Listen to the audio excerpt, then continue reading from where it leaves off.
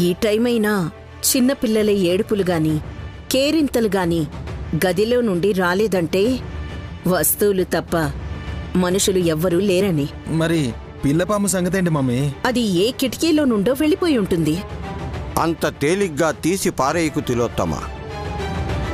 పాము పసిపాపగా నిద్రపోతున్నదేమో. ఇప్పుడు డిస్టర్బ్ అయ్యేస్తే ఎవరిని కట్టేసిందో ఏంటో. అసలు ఉంటే కదా బాబాయ్. లేకపోతే ఎలా? మా అక్క మీద నేను పోలీస్ కంప్లైంట్ ఇస్తాను. సరే సుమన, నువ్వు పోలీస్ స్టేషన్కి వెళ్ళు. ఇక్కడ ఏం జరుగుతుందో నేను చూసుకుంటాను. అలాగే అత్తయ్య. సుమన తను మాట వినదు. వింటుంది పాప గొంతు.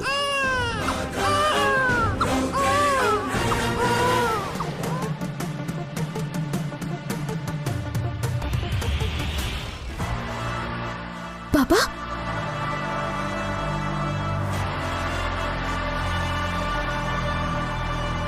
అదిగో సుమనాబా తన బిడ్డని ఎత్తుకొస్తుంది. సుమన, అనవసరంగా నైనీని అనుమానించావు కదా. బిడ్డని కన్నదాన్ని నేను. నాకుంటుంది ఆ నొప్పి, ఆ బాధ. ఇక్కడ పాములంటే పెద్ద బొట్టమ్మ నాగయ్య మాత్రమే కాదు సుమన, నువ్వు ఎత్తుకున్న బిడ్డ కూడా. మీరు చేసే మాయమంత్రాలకి గారడికి నేను మోసపోను.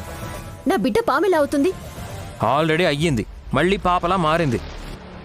అలా చెప్పి నన్ను బాధ పెట్టాలని చూడొద్దు.